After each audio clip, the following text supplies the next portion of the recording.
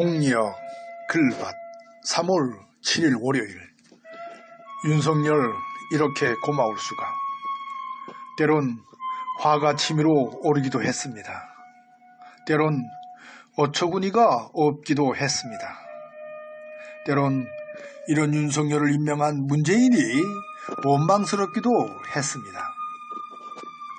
하지만 지금은 이런 윤석열에게 크게 고마움을 느낍니다. 윤석열 자신의 실체를 적나라하게 드러내 주었기 때문입니다. 얼마나 아는 것이 없는지를 그대로 보여주었으니까요. 얼마나 능력이 없는지를 그대로 보여주었으니까요. 얼마나 능청스럽고 뻔뻔하게 거짓말을 하는지를 그대로 보여주었으니까요. 그야말로 조금도 부끄러워할 줄도 모르는 그냥 사람의 탈을 쓴 님으로만 보이니까요. 그래서 진심으로 윤석열이 고맙다는 말씀입니다. 타산지석이요 반면 교사며 역행보살의 교훈을 남겨주었으니까요. 이것만이 아닙니다. 얼마나 검찰들이 나쁜 님들인지를 알게 해주었으니까요. 얼마나 판사들이 나쁜 님들인지를 알게 해주었으니까요. 얼마나 언론과 방송인, 기자들이 형편없는 님들인지를 알게 해주었으니까요. 자신들의 힘을 이용하여 짬짬이로 자신들의 이익을 챙기고 있는지를 알게 해주었으니까요. 다 그런 것은 아닙니다. 그 가운데는 참 검찰과 참 판사와 참 언론 방송인과 기자도 있으니까요. 검찰은 우리 몸을 해치는 병원균을 잡아먹는 백혈구와 같은 역할을 합니다. 판사는 우리 몸을 제대로 반듯하게 버티게 해주는 등뼈와 같은 역할을 합니다.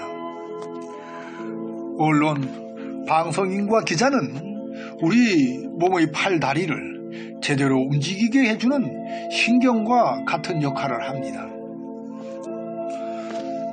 그런데 이처럼 중요한 구실을 해야 할 검찰과 판사와 언론, 방송인과 기자가 썩었으니까요.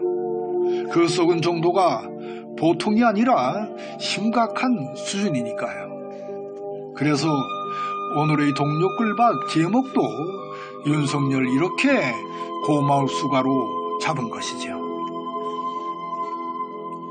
윤석열이 대선판에 나오지 않았다면 어떻게 할 뻔했는지 아차 싶을 정도입니다.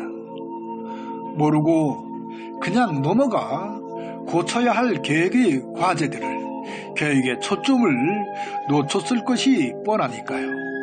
그래서 얼마나 다행인지 모릅니다. 그래서 불행 중 다행이라는 것이지요. 그래서 젊은이들은 주저없이 말하는가 봅니다. 그래서 늙은이들도 주저없이 이렇게 말할 테지요. 성열이 형 고마워요. 어이 성열이 고맙네 라고요. 내일 모레를 거쳐 글피면 새 누리가 열릴 테지요. 어제의 국민이 아닌 오늘의 국민이 열 새 누리를요. 그리고 끝까지 거짓을 밝혀 참을 세우고 응징하여 참을 굳혀야 할 테지요. 오늘도 고맙습니다. 정말 고마워요.